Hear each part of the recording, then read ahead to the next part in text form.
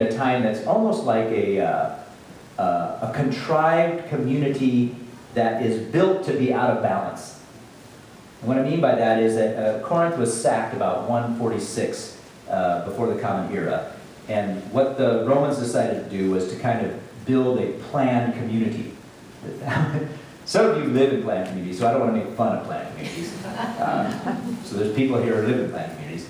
But I've driven into some of these planned communities, right? And the only way to maintain a planned community that seems out of balance with the community that lives outside the planned community is what? A fence. A big gated fence, right?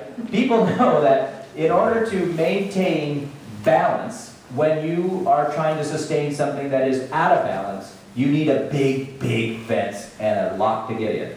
That's how it works, right?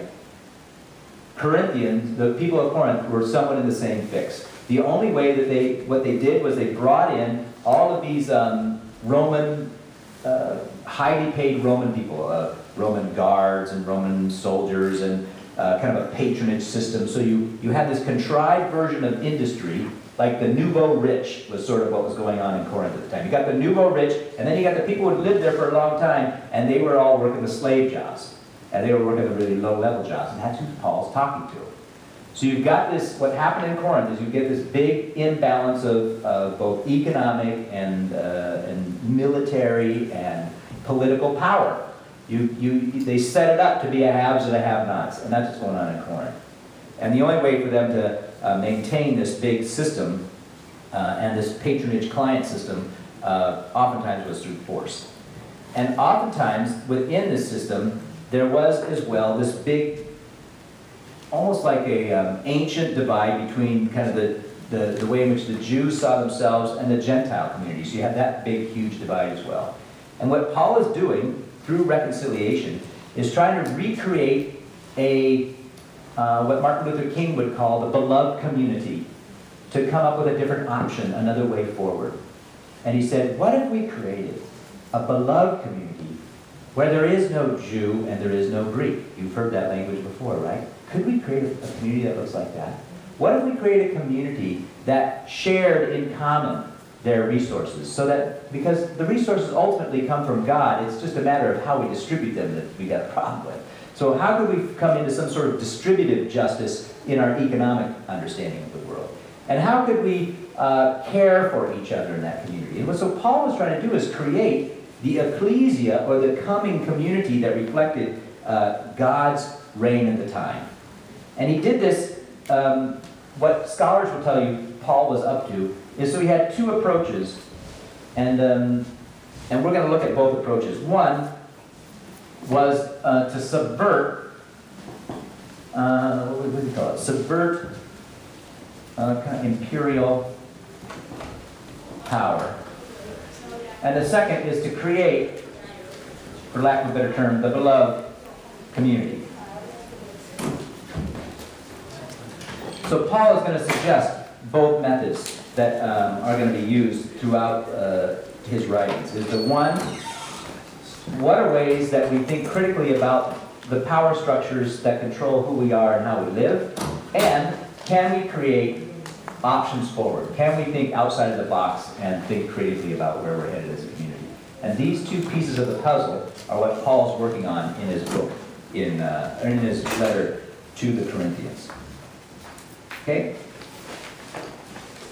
Let me stop there because I'm going to just kind of get you ramped up for next week before I move forward. Any comments or questions at this point? We're also going to lose a lot of musicians, I can tell, at this stage. So if you're a musician, you've got to go. So here's what's going to happen. We're going to do a couple things. One, when we get together next time, we're going to look one more time at what does Paul think about this the notion of downward mobility. How does that work?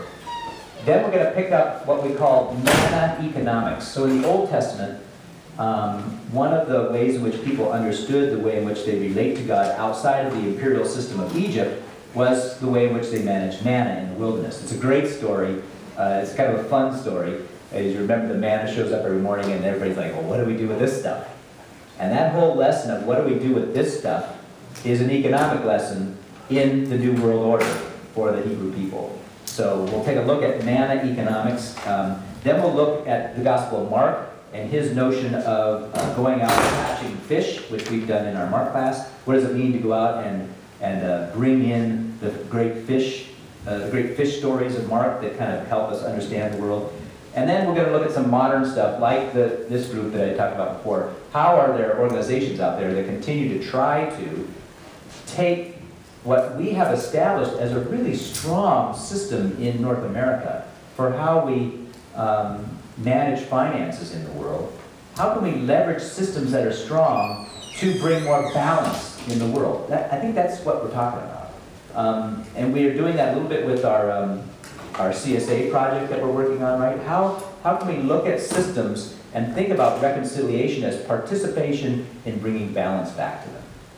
And what does that look like? Economically, the choices you make, the way in which you live your life, health concerns. What is a community of faith supposed to do about being ambassadors of reconciliation? Okay? Let's stop there. We got a couple minutes. If anybody's got, like, I'm lost or confusion or... I know we covered a lot. It sounds like socialism. Yeah, it sounds like socialism. In what way do you think it's... in what way would it sound like socialism to you? Because I think it does, but... Everybody having things alike and the government supporting everybody. Yeah. Because I've wrestled with that one too, because I'm not sure it's socialism as much as it is seeking appropriate balance, right? So give an example. I read a statistic the other day that it used to be the gap between executive pay and labor pay, because all this stuff going on in Wisconsin, everybody's talking about that, was quite large. But it increased by this huge amount in the last 10 or 15 years, right?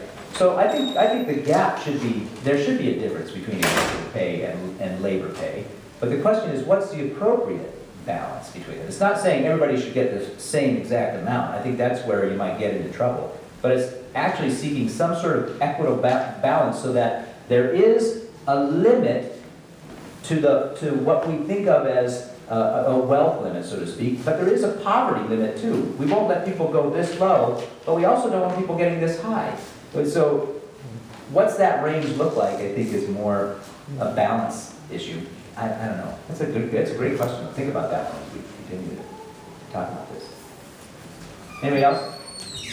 Don, you're happy in the back? You got nothing to say? Go. All right.